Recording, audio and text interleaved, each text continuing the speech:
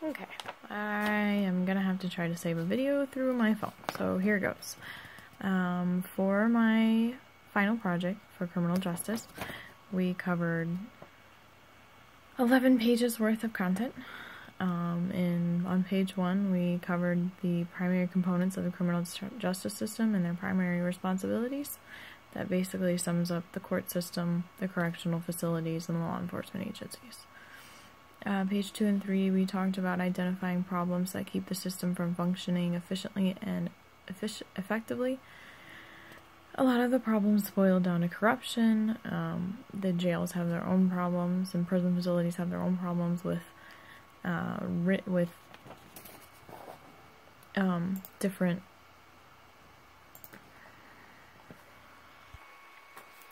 issues such as overcrowding. There is 2.3 million people currently incarcerated. The number grows more and more every day, and the worst part of it is juveniles are now becoming a bigger part of the system.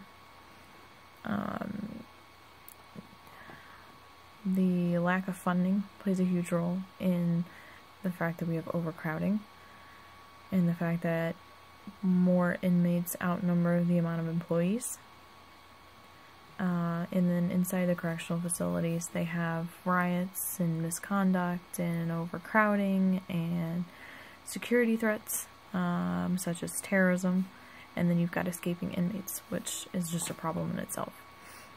And then the main thing that they deal with that they can't handle in many facilities is mental issues, such as disabilities and mental illnesses, and that cause tension between the people experiencing it and the ones they're being housed with. Page 4, we talk about the Uniform Crime Report, which is all the different numbers from all the different law enforcement agencies that are put into statistics via the FBI's analysis unit. There's a lot of numbers that are left out, such as crimes that fall under the dark figure of crime, that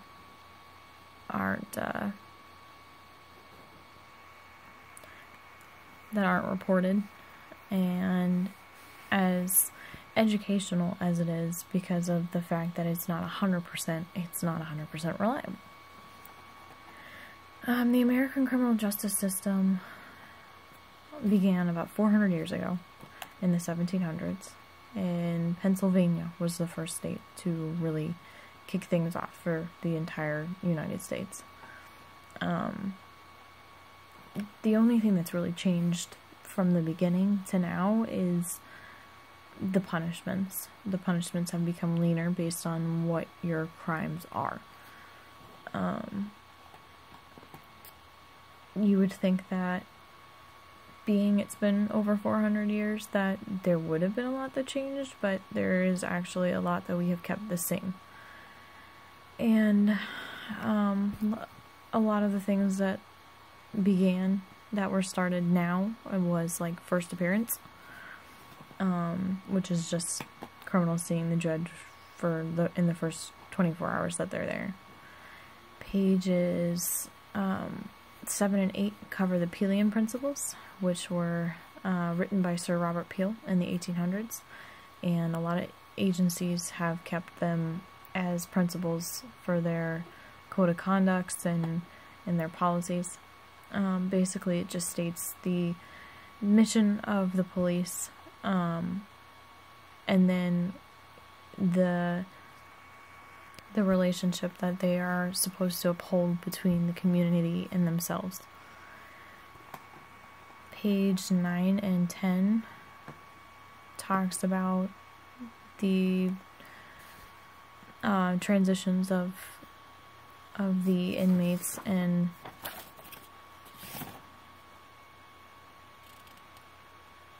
what they undergo as they're booked in and transferred and going to court and everything like that. There's a lot of programs in the jails that they now offer in order to make things a lot more smoother, like GED programs and Alcoholics Anonymous and Narcotics Anonymous and a lot of ministry programs. And then once they're sentenced is when things really change for them. Being as if they're sentenced to county jail or state prison, then they will have different experiences. A lot of the prisons have more freedom than county jails do, just due to the fact that they're there for a longer sentencing time than they would be in county. But basically, the main thing about it is that they keep the programs to make sure that the transition between the outside world and being incarcerated makes everybody safe. And then lastly, on the page 11, the courtroom procedures and people that make up the courtroom, such as the judges and the juries and the attorneys.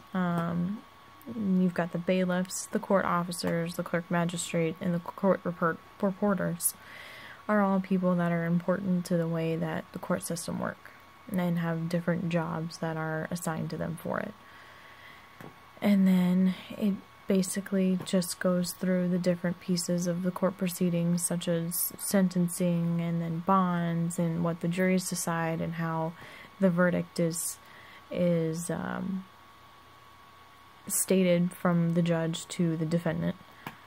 And honestly, the American court system is the most important part of the criminal justice system. So that basically covers what our final project was about.